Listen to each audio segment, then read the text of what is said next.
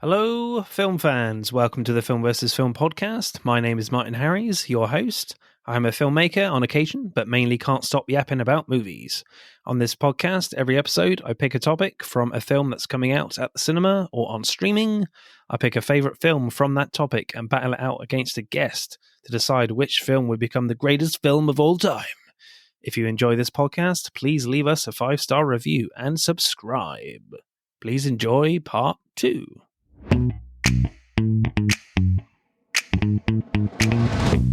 Hello folks, we are back for part 2 of our Christmas horror films episode, and of course you already know, you're not daft, are you, that this is the part where we have a look at your Instagram responses from the previous episode, and that previous episode was on horror sequels, and Anton Kinelov, our regular responder, has gone with Final Destination 3. Andrew Corns from the Revisionist Almanac podcast has gone with Scream 2. John and Georgia from the Comfort Films podcast has gone with Halloween 2. Janky B podcast has gone with Army of Darkness. And Matt from the Matt and Mark movie show has gone with Halloween 3, Season of the Witch. Yeah, that's one of them. Not a fan of that one, Christina? Well, I haven't seen it, but a friend of ours, Stefan from Drag Mitch to Hell, did a show on it. And I guess maybe if you saw it in your childhood, it would be something that you'd really like, but it's not supposed to be very good. All right. Yeah, from then on, they were like, nah, let's not do kind of this Halloween anthology thing. Let's just stick with Michael Myers. So, guys, I'm intrigued what your horror sequel is, Mac. Human Centipede Part 2. Oh, my God. Amazing. I think that one is incredible. I have not seen it in a while, but I have watched it more than once, which I feel like is a lot more than most people. And I do feel like it improves on everything from the first, but almost the first has to be bad for this. It's art. I just feel like I think it's really good. So yeah, Human Centipede 2. Okie doke. Did not expect that. I should have, because he said that before. He said that it's art and he thinks it's a classic, and I will never watch it, but fair. And you know what? Understandable. Christina? Creep 2. Oh. Creep 2. I'm just kidding. I'm kidding, though. That was my joke answer to crack Mac up. Creep 1 is awesome. I like that one. That's good.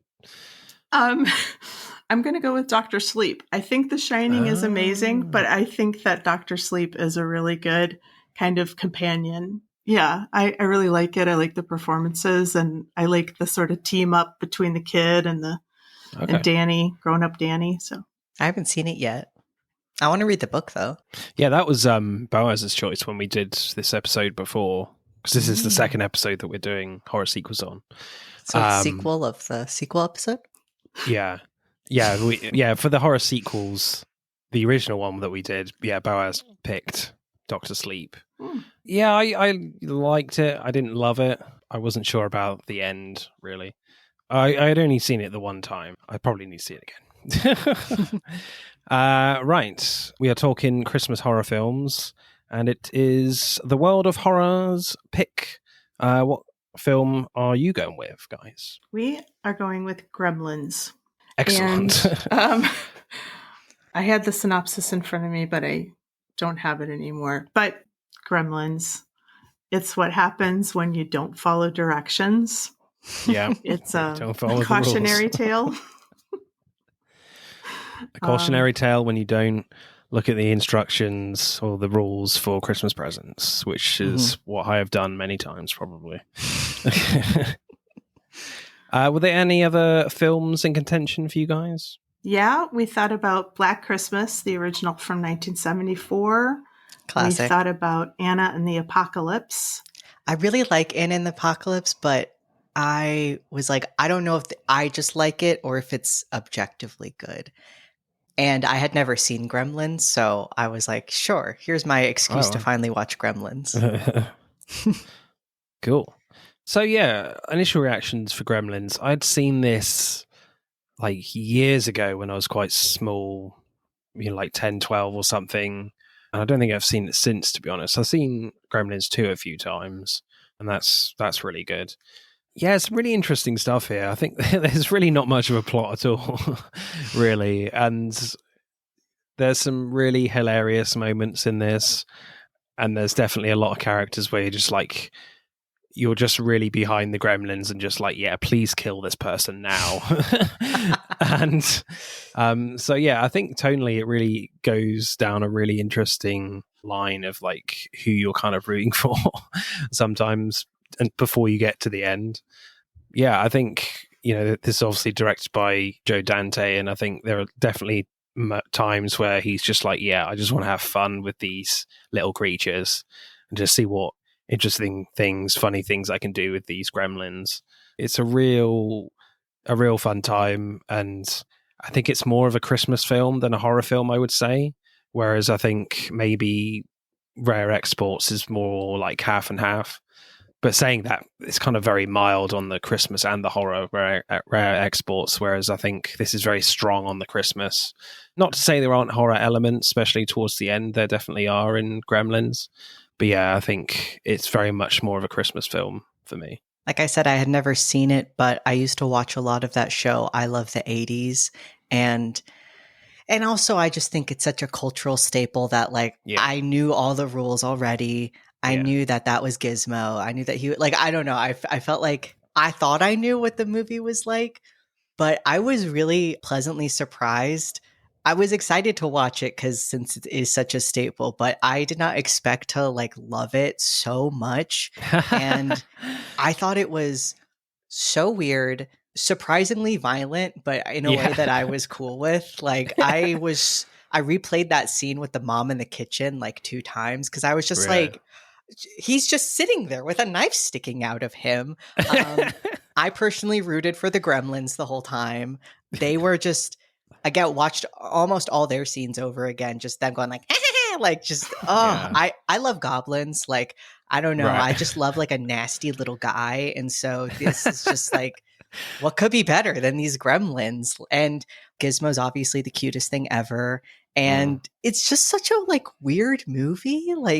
It's tonally, like you said, kind of all over the place, and there's some things I don't like that we'll touch on that I'm I think it could be better with not this, but overall, I just was I really don't feel like there's many movies kind of like this, where it is kind of a kid's movie, but I could also see it traumatizing children. Oh yeah, for sure. And the fact that it was PG, it's yeah, that's insane. Yeah. There's somebody explodes in a microwave and multiple people die. Yeah. Violent deaths. I think this was before the PG-13 rating was instituted. So it was either PG or R. So it's definitely not an R film. So it even feels a little bit more than PG-13. It kind of deserves its own, I think, rating. Yeah, I don't know. It deserves a Gremlins rating. Like a 15 maybe in our country. Yeah, exactly. Yeah, 15 I think would work just fine. Yeah, we don't have, well, we talked about this last time. We don't really have anything between 13 and 17. So yeah, I saw this when it came out, and I just remember thinking it was crazy. And then watching it again, the stuff with Phoebe Cates made me bark laugh out loud. Me too. Just I can't believe that monologue that she does. Yeah. Explaining why she doesn't like Christmas is really hilarious in the darkest way. And I love it that she just does it straight. She's amazing. Yeah, she's really great. And I know we'll get into the acting and everything. It's really uneven. But all of the cameos or the smaller parts are fantastic. Dick Miller's, we love him so much. And Polly Holiday, Mrs. Deagle. And I don't know, it's just really a nice, weird movie. Yeah. All right, we got to find a word that's not weird. Bizarre. Yeah. Strange. Yeah. Uncanny. Right. Directing then. obviously, let's talk about the most shocking. No. Let's talk about like the most iconic image of the film, I guess, the most important image of the film, and that's Gizmo in a Santa hat. Has to be the cutest thing I've ever seen, probably. Like the puppetry work on Gizmo, I actually really enjoyed, especially when like Billy is patching him up when he falls in the bin near the start, and his kind of bottom lip is going up and down really fast. That was really cute, and just the simplicity of like the Mogwai coming to life when water gets on him. That was all just very well done and very cute and not gross. I feel like they could have made that gross if they weren't careful, but yeah, very like simple, Tribbles. but yeah, like Tribbles from Star Trek. Just to start, like, the puppetry on Gizmo especially was just really good. I don't think you need to do too much to really understand what he's emoting. Yeah, the cutest. He really was, and his like little noises that go throughout the whole movie, like he's got a running he's got his own commentary of all the events in the film, like just, or oh no, watch out, Billy. Yes, he's so cute, and I agree. His facial expressions, I was amazed at how many they had and how different they were. And I say this as a compliment. I like that he's kind of ugly. Like he is kind of weird looking, but in a cute way. He's cute ugly. Right. Like, and I love that everybody universally in this film, except for that one scene with Phoebe Cates, which is one of my favorites, is as soon as they see him are like, oh, this is the best thing I've ever seen. And we, the audience, are like, I agree. And I loved the Gremlin puppets. I just feel like they had so much fun and they made so many of them. And there was such a variety. And again, they became my hero throughout the story. I was like, terrorize the town. Don't kill them. Like they own the world now. Yeah.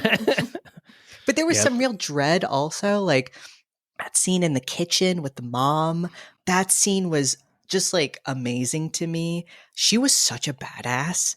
All the women in this movie are great. The bar scene where Phoebe Cates is serving the Gremlins, I was losing it.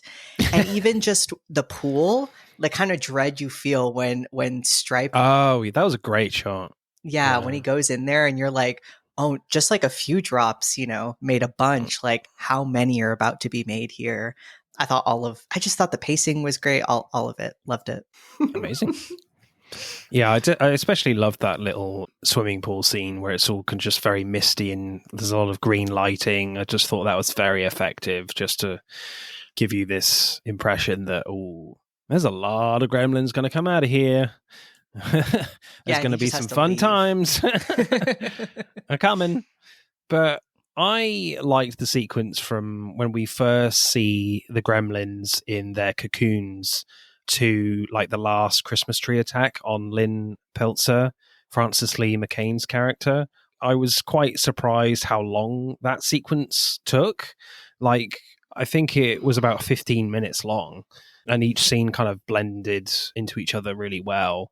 And I think what was impressive is that Joe Dante like hides and draws out the reveal of the gremlins really well, in my opinion. Like the sequence is kind of split into two scenes where we see the cocoons in Billy's attic, and they're brilliantly disgusting, moist, gloopy, and wet. All the words to do with wet. The other scene is with like Roy Hansen, Glenn Turman's character, like the science teacher, and he's got like a cocoon in a box for some reason.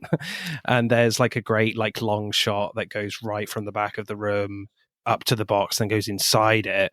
Later, when they hatch, there's like a good kind of cat and mouse stuff with Roy Hansen trying to find the gremlin, and he gets killed with off screen with a syringe in his ass, which is quite funny. I love the part where you have like a little like jump scare with a gremlin that scratches Billy's hand when he arrives.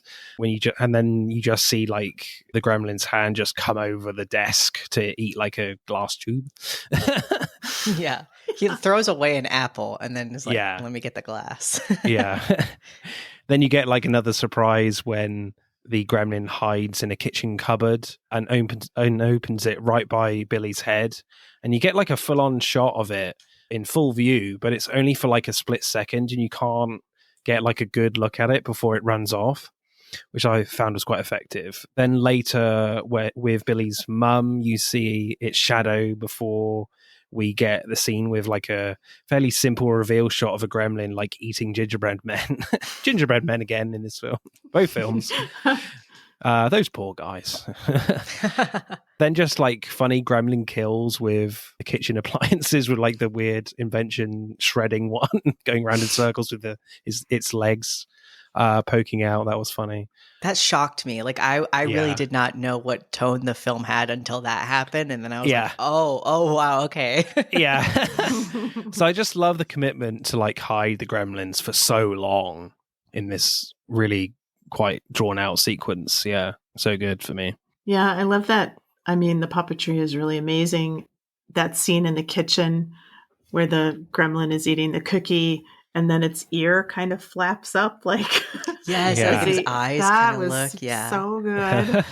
But yeah, I mean, I watched a little behind the scenes stuff, and there were so many puppeteers, and that one scene in the bar I think took 2.5 months, or maybe it was the movie theater. But anyway, it just took forever, to get this stuff because it's all practical, and that's kind of nice to see. Because the 80s had a lot of really good practical effects in horror movies. And I know it's not technically a horror film, but I think there are horror elements. And I thought the scene also where the cops, by the way, did not I was like, that guy looks familiar, and did not realize that was the guy, Mike Ehrmantraut from Breaking Bad. I was like, oh, he's a baby. But when they're going through, the cops are going through like the neighborhood, and there's just chaos raining down from everywhere. And then, you see, they keep commenting on the different people that live there. And they're like, so-and-so, he's the Santa every year. And he's just covered in the gremlins. And I love the buildings, like the Veterans building, the Futtermans, like when that breaks, like I thought that was really cool that they just, built this house and destroyed it. Yeah.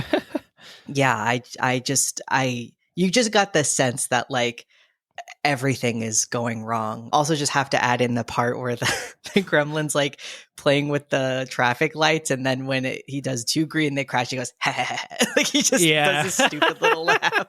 And when they all come out from the shadows together, I love that part too. Mm-hmm. Yeah.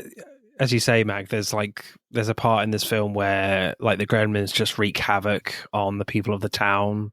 Like the gremlins use this guy's snowplow to like crash through the Futterman's house, which I'm not sure entirely worked for me, but yeah, it was a cool idea. There's a gremlin in the cab. Yeah. There's like a random scene where a guy gets his hand stuck in a postbox with a gremlin inside. Okay, that was weird.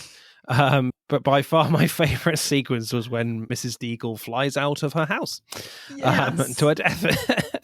Where like Stripe, the lead gremlin, tampers with her stair lift, even though she can walk. Why does she have a stair lift? I don't know. Which literally like catapults her out the window and kills her. Yeah, I laughed out loud for sure in that moment. That was quite spectacular. She's so awful. Yeah, it's not my time. They're coming for me. It's not my time. I'm not ready. Yeah, I so wanted her to die. Yes, it was very satisfying. Yeah, I loved the bar scene with Kate Berginger. Yeah, just because it was just so mad and crazy, especially just from a production design point of view, as you were saying, Christina. There's so many like details with like rubbish cigarettes, spears, just crap everywhere you look. And there's some gremlins on the edge of shot doing something weird. I love the fact that Joe Dante is just having so much fun in this scene and is like, right, this is nothing to do with the plot, really. I'm just going to riff on classic movie scenes that we've seen 1,000 times. Like you have like a poker game where Stripe shoots another gremlin for cheating. That was hilarious. And they got like the gremlin in drag, like talking to him. I love that. Like whispering in his ear. There's one like break dancing, literally just spinning. Yeah, that was the hilarious. Jazz one. There's where he's just like sitting with the cigarette. Yeah, that kind of reminded me of like some sort of film noir sequence. and he's got a fedora hat on, like he's Humphrey Bogart or something. Yep. I just love the fact that it's a fairly long sequence with no dialogue as well. I always just really like those kind of scenes when there's no dialogue in films. It's just a little like playful scene done for laughs. Then kind of the plot stuff sort of comes out of nowhere, where Kate starts taking pictures of the gremlins with a flash on, which hurts them. Yeah, a fun little scene. That's great. Yeah, I think that also the one in the movie theater is really fun, and how they like just want to watch Snow White. That's crazy. They're singing along to it. Yeah. And they're like, the two kids are like watching. They're watching Snow White. They love it. Yeah.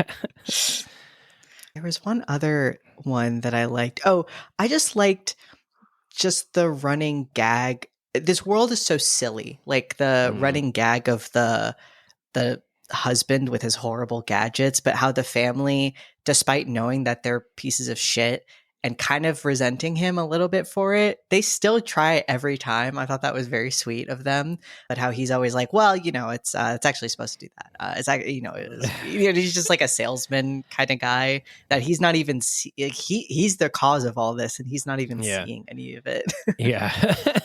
Do you have a favorite shot, Christina, or scene? I guess the swimming pool.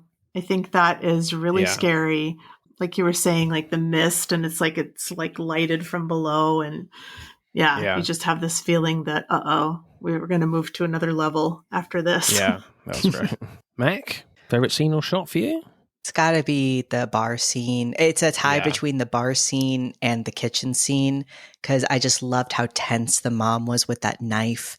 And when they were throwing the plates at her and she was blocking them with like the dinner tray, I just thought that was incredible. Like I feel like this kind of movie is proof that like, I don't need the things to look like they just came out of real life. I just need to be entertained. And if the plates had been CGI, or if the gremlins had been CGI, it just would not hit the same way. Absolutely not. You got to have real cracking plates. It's interesting with kind of the violence and that sort of thing, because I feel like sometimes certainly the fun factor is very much front and center, and sometimes like they don't feel terribly threatening. Do you know what I mean? Like it's just a very fun experience to watch.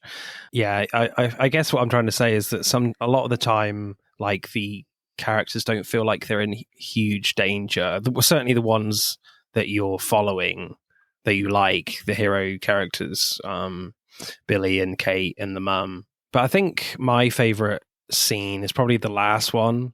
Was great, where like Stripe, the lead gremlin, felt more dangerous than before for me, because throughout the film, like the gremlins just didn't feel like much of a threat to Billy and Kate. Even when like people die, it's far funnier than dramatic.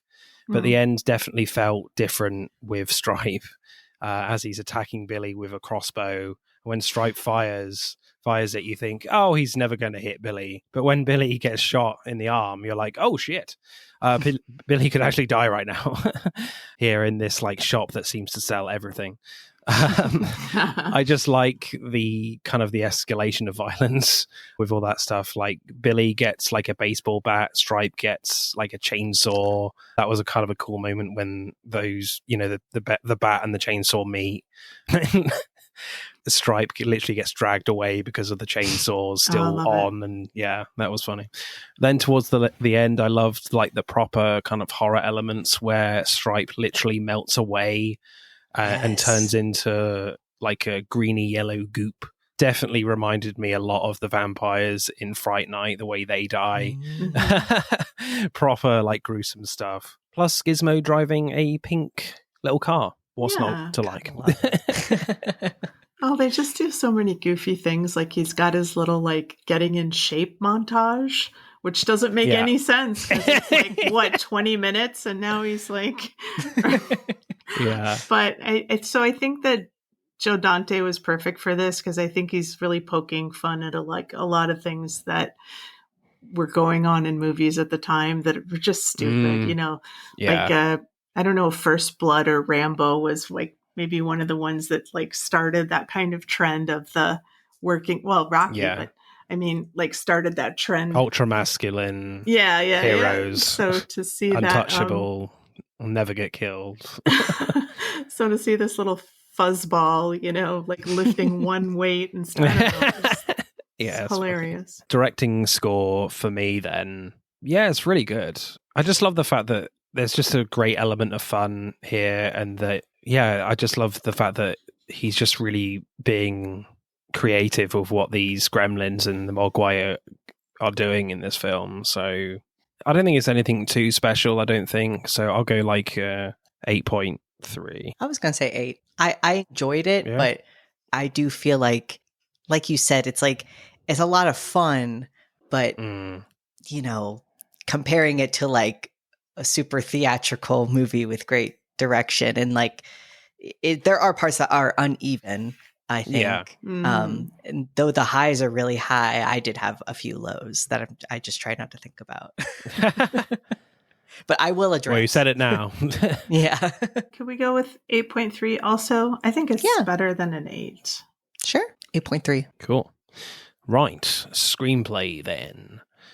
Like, the rules for the Mogwai are great, where they might like die in sunlight. If they, touch water, they multiply, and absolutely do not feed them after midnight. But I feel like you're just kind of waiting for the rules to get broken a little bit. It's fairly clever with like where the wire of Billy's clock gets bitten, and he thinks it's still safe to feed them because he thinks it's still 11:35 for like half an hour.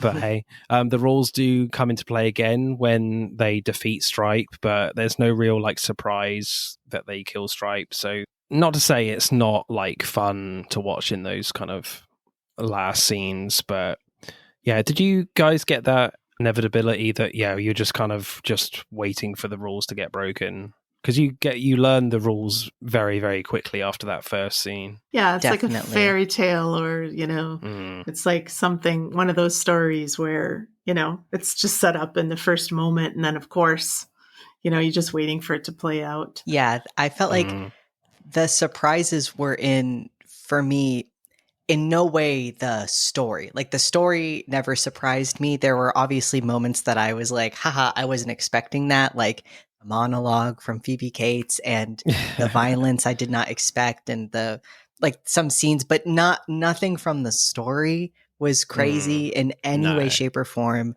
And in fact, there were some themes that I just was like, I don't think I think this movie could be better without this. I mean, obviously the whole like Chinese mysticism is like, let's leave that behind. Let's not do that. I mean, I think you can certainly have like, a Chinese character introduce the Mogwai, but it being like, this most stereotypical old Chinese man is crazy. And also, there was just a lot of weird stuff to do with like immigrants that I thought was very like, what? Like these foreign cars. Yes, like the veterans saying that. And I think you can have a character that is xenophobic, like those people exist, but it's like his suspicions are in the movie confirmed. Like, and Billy even says that. He's like, Mr. Futterman was right. It's like, no, he's not. Like, he's not right, actually. And I was like, as soon as I saw the only black character, I was like, he's dying first. And then I was correct. And nobody cared. It's like, no, in the town, people care that fucking Mrs. Deagle died, that nobody liked. But like, Billy sees him, doesn't report it to anybody, and nobody cares. It's like it never happened. And that's the only black character. I'm like, okay. Everybody else gets a name and gets the police being like, oh, that's so sad, And kind of like the police characters are idiots as well, like such doofus characters. And I did like them a lot. Like, I liked the scene of Mike's actor being like, I want to go back to the station. Can we go back to the station now, please? I'm just like, really what funny. Are you saying? You're a cop. Right? So pathetic. So I just feel like the movie would just be better without that. I don't think it needs to have like a deep plot or anything, but you definitely feel the time capsule-esque of like, yep, this was made in the 80s. Yeah, definitely. I am with Mr. Futterman a little bit with the car, because I think the car is like a Volkswagen Beetle, I think. Yeah. And I really don't like those cars. Like my mum has one and I refuse to go in it because just really ugly car. I'm like, no, I cannot be seen in that car, please. No. So with that, I'm with him. Yeah. And I did love the callback to like get Gremlins in the cab. He's like, there they are. Is the Gremlins in the cab? And then I'd rather travel in the snowplow. Yeah. that was, fine, but just why does he have to be correct? He's like actually incorrect. Like no one calls him out on it at any point. No, yeah. Yeah. Billy just goes with it. Okay, it's this guy again. Yeah, and Kate is just like pouring his drunk ass like back into his car, and then she's like, oh wait, maybe you should walk home, kind of thing. But yeah, she had, nobody calls him out on it. His wife doesn't say anything. It is very 80s. I texted Mac and I said, warning, this was made in the 80s. So yeah, it definitely has all those markers. But then it does have, the strong mother housewife character. You don't see that very often. And so, yeah, it's uneven. I think it's fair to say in a lot of ways. Yeah. When it starts, like, maybe this is a hot take. I don't know. I don't care about Billy. Like, he could be non-existent in the film for all I care. Like, Phoebe Cates, however, is magnetic. I'm loving every scene she's in. But him, like, listen, I don't... a bit bland, isn't he? Yeah, and I don't totally agree with Mrs. Deagle, but when that dog comes out, I am like, yeah, don't bring your fucking dog to the bank. I'm sorry. Like, that's actually not okay. I'm with her on that one. But then she was like, don't let me catch that dog. I'm going to kill him slowly. Oh my God. In her tumble dryer or something. Yeah. I'm like, that is harsh. Please die. And then now. when he's tied up in the lights, they're like, what was Mrs. Deagle? Like, she's out to kill my dog, as if that's normal. I like that stuff. Yes, because she's someone that likes Christmas. What she does, she's got a ceramic broken the Santa. snowman. Snowman. Which then the dog even gets the head.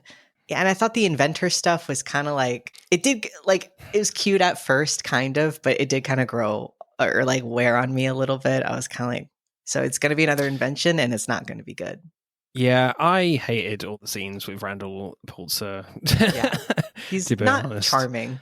No, who's played by Hoyt Axton, Billy's dad, as this inventor. Just all the salesman scenes just always felt flat and slowed the film down. Mm-hmm. I was always just like, can we just have the Gremlins back on screen, please?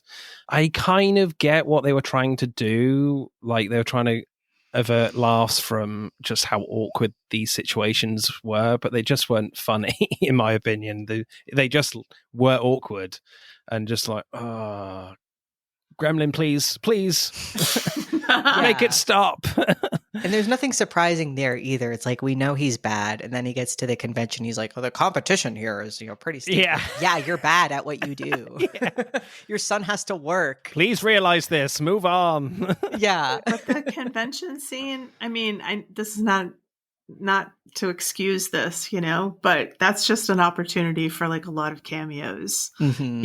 Even Steven Spielberg like comes into frame at 1 second, Did he? So he's riding the recumbent bike.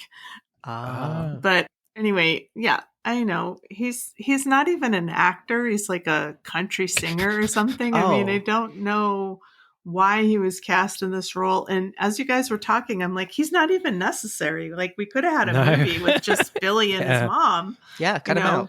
Yeah. Yeah, he literally just needs to be in that first scene, and that's it. Yeah. And it's just like they don't know what to do with him after that first scene, and they just have all these awkward salesman scenes with these awful inventions, and it just doesn't come off very well at all. Yeah. But I think what's really interesting with the tone here is that when the Gremlins kind of kill the really annoying characters like Mrs. Deagle in spectacular fashion, it was just really funny, and I wanted the Gremlins to wreak havoc on these people because, frankly, the only likable characters are, well, Billy, Kate, and Billy's mum. That's it. Mac's case, just Kate and Billy's mum. So at points, I'm right behind the Gremlins. Like, please kill these people in funny ways because they deserve it. At the end, like, they do make Stripe a bit more villainous, I guess. But in the end, it's more about, like, you know, having a good time watching this kind of play out. And I wouldn't be bothered if one of the main characters got killed. So yeah, it's just a really interesting tone that they make essentially your villains of the film really entertaining, and you. Whether this was intentional, I don't know, but you get behind them. You can't help it because they're awesome. I don't think that's necessarily a problem with the film either. So it's just a kind of a byproduct of what they're doing really with the film. So yeah, I'm here for Gizmo and I'm here for the Gremlins. Like I thought it was cute, but also like get him out of there, you know, when they've got him on the dartboard and stuff. And yeah, I do like that he was a good boy. Like, you know, when Billy's like, Gizmo, do you want some? He's like, it's very cute. Yeah, that everybody else is kind of whatever. They're the vehicles for them. Yeah, because definitely at times it feels like a big monster film, like a Godzilla film or a King Kong film, where you're not really interested in the human characters. You just want to see the Gremlins, and the story definitely leaves room for just these simple scenes that require no story at all, of just scenes where, you know, yeah, the Gremlins just wreaking havoc on the town, and that's okay. You know, we're here for that kind of thing. The script kind of allows itself to just pause in terms of, you know, no plot development, and just let's have fun, guys, watching the Gremlins act out weird shit and killing people. And yeah. I wonder what the movie would be like if those other scenes were just as like dynamic. Like, is that even possible? I don't know. Yeah, I know. Well, I think if we cut out the dad and we put Phoebe Cates in danger instead of Billy at the end, you know, I think that would have been a little more compelling. Yeah, I'm with you, Mac. I don't really care about Billy. And yeah, he doesn't, I don't know. It's weird. He's already got a dog. Right? I'm like, and they had to get the dog out of the show or the movie to make that make sense. Because, like, you've already got Barney. So a boy and his dog, I mean, that's a classic combination. So why not have a girl and her mogwai? Like, that's a really good point. Yeah. But they didn't ask me. I loved the part where, you know, he rescues Phoebe Cates from the bar and like Gizmo's in the backpack. And when she gets it, she's like, what the hell is that? It's almost hitting him. And he's like, no, he's good. He's fine. He's fluffy. Yeah. But I could just imagine for her just being like, she's been, I was like, why is she at work right now? Yeah. Where's Dory? Lighting Gremlin cigarettes. I'm like, she's serving like, them beer. It's not like they have money. Yeah. She went from home? Okay. Where's your ID? Where's your wallet? I can't serve you unless I get that. Sorry. I ain't got one. Also loved the gremlin that like she turns around and the gremlin just like flashes her. Yeah. That was really funny. Weird. Doesn't make sense. Yeah. Yeah, I do feel like Kate Beringer's character was kind of wasted for me, because I think they try and develop like a romance with her and Billy, but they're not given not much time at all to explore a romance, really. Then when we like hear like this tragic story about her dad, that her dad died as Santa, it feels a bit like shoehorned in and very dark for the tone of the film. Like it definitely bums you out a bit of the fun of the film. You're like, oh God. You know, like it's a good kind of dramatic story to get to that point, but there's no story to get to that point. You know, and it felt too out of the blue for me, and it just bummed me out in that moment, really. I'm like, this is really depressing right now. And that was all like kind of like a part two, because in the beginning when she's talking to Billy, she's like, yeah, well, she says something like, some people open up presents, others are opening up their wrists. Oh my God. Yeah. Like, Jesus. And he's like, I'm depressed now. Yeah. Though I did love those scenes. I thought they were very funny, and like you, Mom, I just like was laughing when she was like, "That's how I found out Santa wasn't real." Like, what an amazing end to that monologue. and she's just so intense about it. But all Billy does is just go like, wow, that's it. That's intense. Let's move on. Yeah. Anyway. But do you feel like the film, does it need like more of the romance stuff between these two characters, or are you not bothered really? Because it does feel very heavy. But I think if they did, thinking about it, I think if they did develop this romance a bit more and created a bit more of a, like, built up the stakes a bit more with this relationship, maybe tonally it's going too far dramatically as we go towards the end, and you're probably sacrificing a lot of like the fun gremlin stuff, like in the bar. That bar scene probably gets cut short. Some of the deaths in the town gets cut short. So yeah, what do you guys think? I agree, because I also feel like it's a foregone thing from the very first time we see them next to each other. It's like these two like each other, a richer, an asshole. I wish we never saw him die, but the asshole in the beginning is like, well, I got a new apartment. You didn't see my, you haven't seen my new apartment. I didn't see your last one. Like, she's not interested in him. She only wants to see Billy. And when he asks her out, she's like, yeah, let's go on a date. Why didn't you ask me earlier? So if they had been friends and maybe they've never talked, and now they're starting to talk, and like the very last scene, he's like, want to go out on a date? I think that would have been so much better. But it's like, yeah, they like each other. Okay. They might as well already be dating, Yeah. Yeah. And it just feels like that monologue is just so unnecessary. Really. It's ridiculous. It's so crazy. I just can't believe it's in this movie. Yeah, it really does come out of nowhere. And she's talking about the smell of his dead body. And days went by and he never came home. I'm like, what? How is this story going to end? Did he run away? Did he die? Like, yeah, that was wild. But I did think it was very funny. Yeah. Oh, I don't know. I was thinking maybe it works better if it turns out a gremlin killed her dad or something. I don't know. But maybe more passable. If they kind of let her be even funnier, I think it would have worked. Like, if she constantly was like very intense, we have 2 moments of intenseness that the character in the movie itself just brushes past, like, okay, moving on. But if it was like a constant thing of like, this girl's kind of dark, like she's so cute, but she's always saying this bizarre shit, like, I think that would have been funny. Favorite lines or interesting lines, people? What we got? And that's how I found out Santa wasn't real, is like pretty great. Before that, she says, now I have another reason to hate Christmas. Yeah, it's like, why? Again, like, some people open up presents, others are opening their wrists. Yeah. Okay. And Mrs. Deagle talking about detailing how she's going to slaughter this dog. Maybe I'll put him in a spin dryer on high heat. I like the mom saying, get out of my kitchen. Yeah, that was cool. That was good. She's just so defending her territory. Even though she has lots of terrible inventions in there. But still, get out. Yeah, it's her house. Yeah. I like the final lines that the Chinese character says about Mr. Wing. Mr. Wing, you do with Mogwai what your society has done with all of nature's gifts. You do not understand. Whoa, I was like, I agree, but like, again, another weird tone. Yeah, again, super deep. Yeah.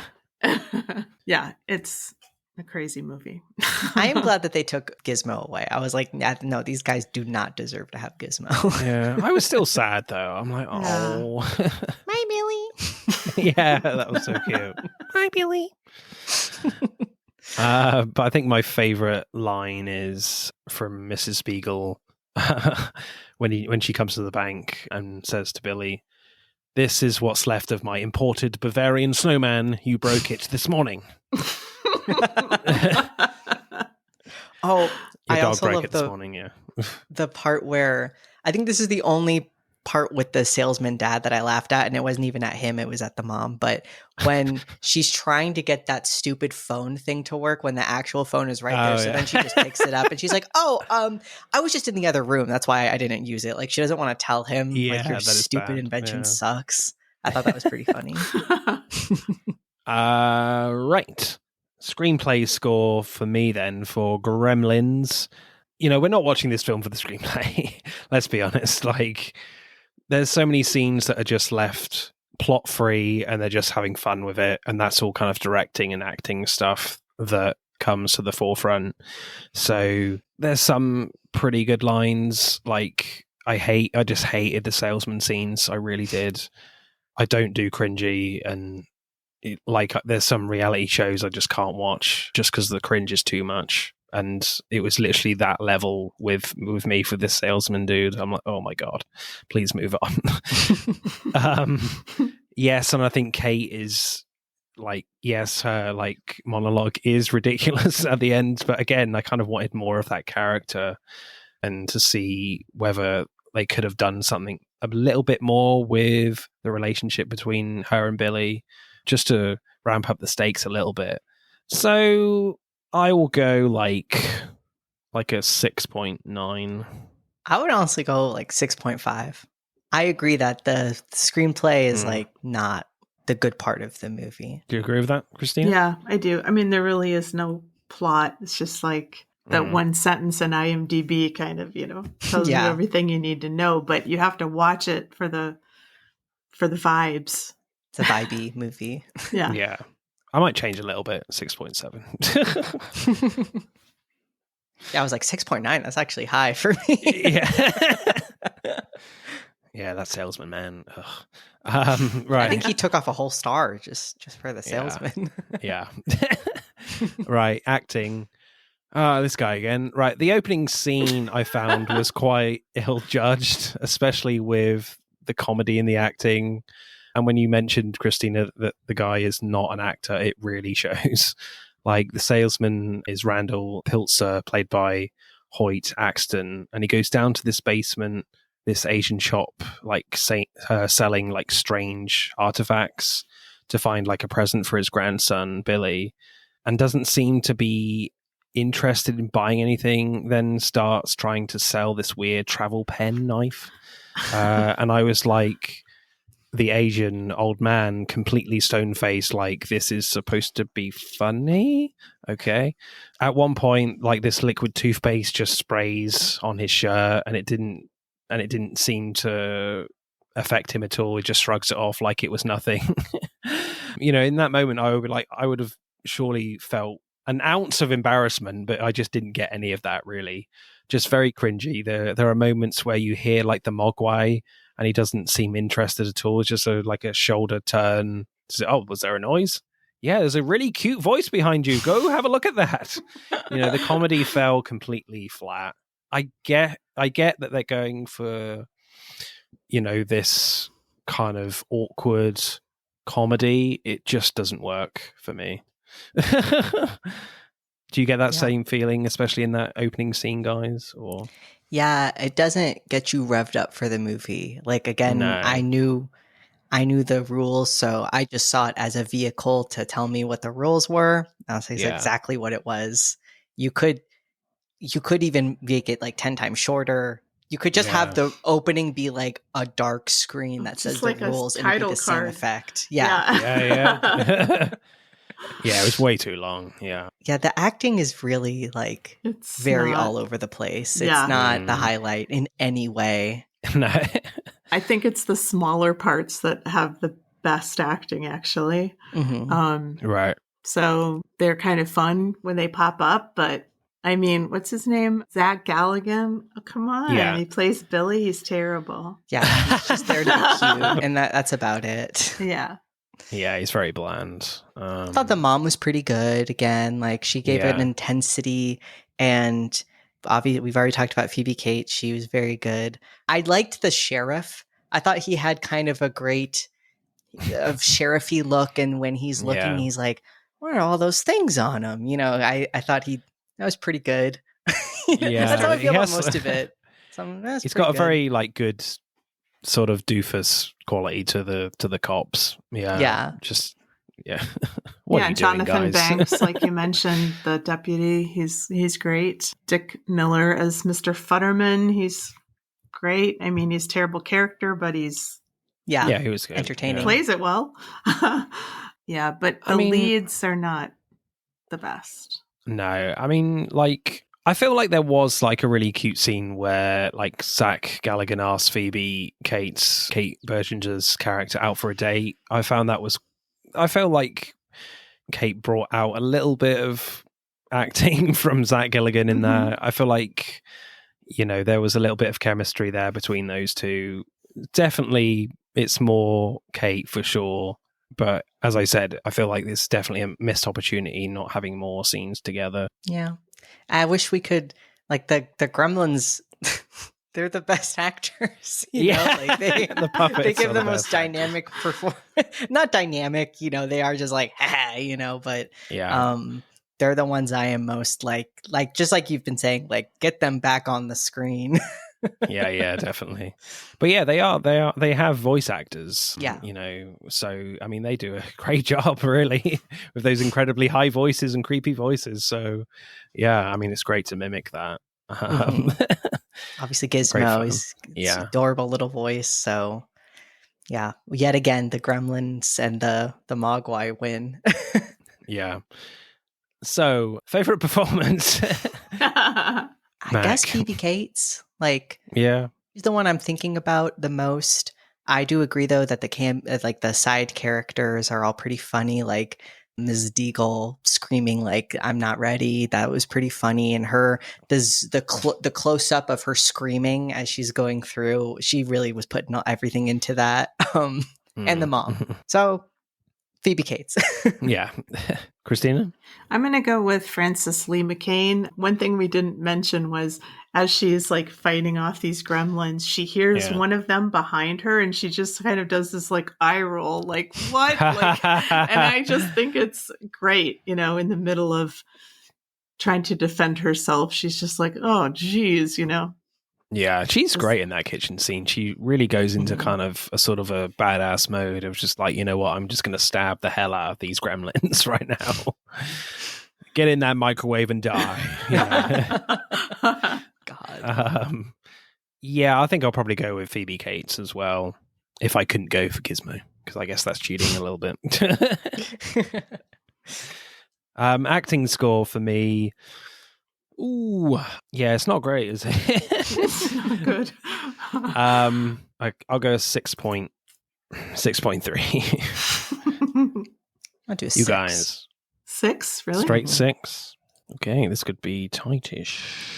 Yeah, this battle might be closer than we originally thought. Yeah, than we originally thought. It's too bad we can't, stack the deck a little with the. I really thought Gremlins had this in the bag, but so did. Yeah. But thinking about it, I'm not sure, as we discussed it. Right, let's add up the scores then for Gremlins. Let's double check that. Oh, no. Gremlins gets 42.1. Wow. Well, you needed a win, Martin. So Yay, I'm back on Yay!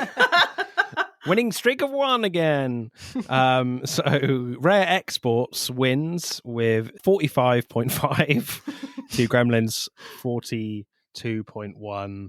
Yeah, that was unexpected. I feel like these metrics, it's like not where Gremlins shines. There's no Gremlin score. Like it would get a 100. Yeah. So yeah, we are really stacking up the second and third pages on the leaderboard here. Really haven't had a film come close to the top 10 in a while.